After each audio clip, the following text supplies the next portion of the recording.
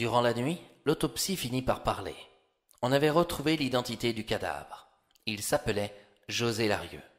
En entendant ce nom, le lieutenant Rivière se souvint de ces deux jeunes individus dont on discutait dans le coin. Il cherchait des réponses sur le passé de l'un d'eux. L'un se prétendait être José Larieux et l'autre Justin Borillon.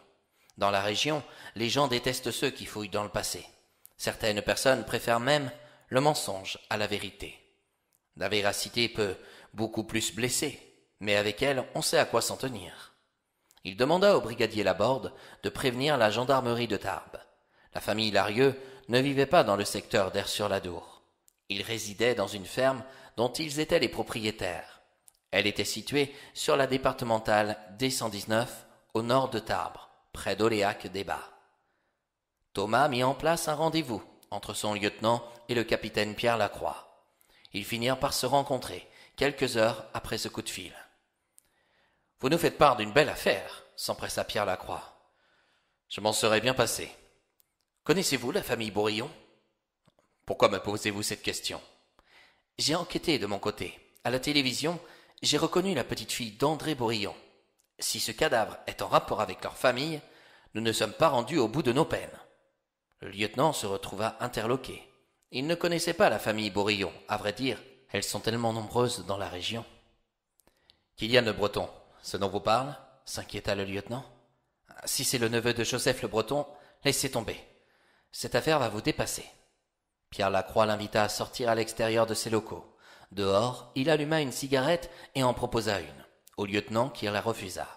Celui-ci n'appréciait pas son arrogance. Ce n'était pas parce qu'il était mieux gradé qu'il devait pour autant le juger.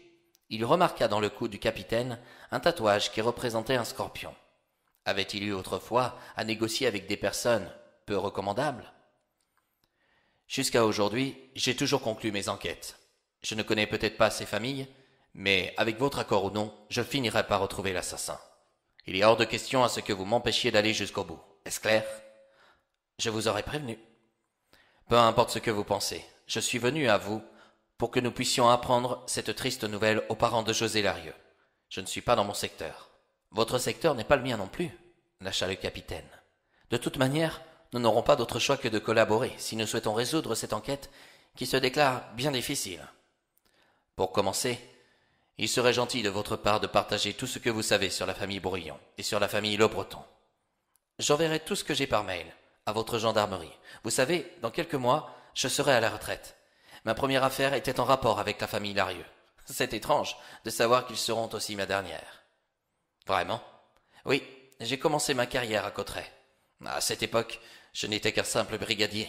C'était durant l'hiver de l'année 1976. Joseph Le Breton menait une expédition. Jean Larieux et Agathe Lacoste se sont rencontrés durant celle-ci. Le frère de Jean, Thierry Larieux, était aussi présent.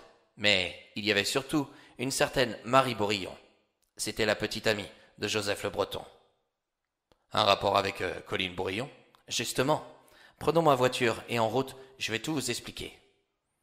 Dans la gendarmerie de Tarbes, on possédait plus de moyens économiques qu'à Aire-sur-l'Adour. Le capitaine Lacroix fit monter le lieutenant Rivière dans un Duster, tout récent. Une voiture très utile pour monter l'école en montagne. Pierre Lacroix apprit que durant l'expédition, il y avait eu un mort, le frère de Jean Larieux. Celui-ci avait influencé toute l'équipe à randonner sur des sentiers non conseillés. Il y avait de la neige. Ils se rendraient tous au refuge des Houlettes, situé au pied du Vignemale. Soudain, une avalanche se déclara. Joseph Le Breton sauva toute l'équipe. Il les amena dans une cabane en pierre qui surplombait le lac de Gaube. Thierry Larieux se rebella. Il préféra se laisser emporter par l'avalanche. Il n'aimait pas être dirigé. En même temps, il était patron d'une petite entreprise de BTP, qui coula à son décès. Il n'était pas non plus aimé par ses ouvriers. Le capitaine continua son récit sur Marie Borillon. Apparemment, elle était issue de la famille d'André Borillon. Toutefois, personne n'en savait rien. C'était cela le plus étrange. Elle vivait une histoire d'amour avec Joseph Le Breton, qui s'arrêta du jour au lendemain, sans aucune explication.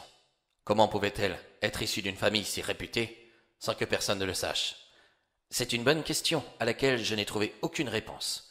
J'ai essayé de chercher autrefois, mais je fus ralenti par mon supérieur. Il n'y avait pas de meurtrier dans cette affaire. On trouvait simplement des randonneurs inconscients, comme à chaque saison hivernale. Il venait juste de rencontrer le lieutenant. Devait-il lui avouer certaines révélations? Pouvait-il lui faire confiance? Depuis qu'elle a quitté Joseph le Breton, savez-vous où nous pouvons la trouver? Nulle part. Elle a disparu en ne laissant aucune trace. Est-ce l'expédition qui l'a poussée à quitter Joseph le Breton? Ah non, elle est partie vers la fin des années 80. Il se laissa convaincre par le fait qu'il se trouvait en fin de carrière. Il n'avait plus rien à perdre, ni à gagner. Du coup, le capitaine continua sur sa lancée en ajoutant « Mais, contrairement à ce que je parais être, je vais vous faire une confidence. Je n'ai pas obéi à mon supérieur, autrefois. J'ai continué ma petite enquête personnelle. C'est-à-dire, Marie Bourillon est tout simplement Jeanne Bourillon, la mère de Colline, révéla-t-il. Vous en êtes sûr? J'ai croisé une fois Jeanne Bourillon, dans le centre-ville de Pau. J'ai joué celui qui connaissait Marie. Elle m'a paru très inquiète, voire angoissée quand j'ai prononcé ce prénom. Si Jeanne Bourillon avait une sœur jumelle, cela se saurait. J'ai vu des photos de Marie Bourillon. Elle lui ressemblait comme 2 gouttes d'eau. Marie avait des cheveux qui tombaient jusqu'au bas du dos. Jeanne les a très courts et porte des lunettes. Ce n'est pas typique d'une femme, pour ne pas se faire reconnaître. Elle se croit peut-être dans Superman. Supergirl, voulez-vous dire? Mes petites filles sont addictives à cette série. Les propos du capitaine Lacroix clouèrent le bec au lieutenant. Il n'était pas très loin de la propriété de Jean et Agathe Larieux. Finalement, Pascal Rivière se demanda si sa première intuition n'était pas la bonne. Tout au début, il avait fixé les sommets des Pyrénées. Pourquoi avait-il autant attiré son regard? Plus le temps passait, plus il redoutait d'aller monter dans les hauteurs pour dénicher des secrets et peut-être même des vérités bien enfouies dans le passé. Cela ne lui plaisait guère. Le vertige est l'une de ses plus grandes peurs.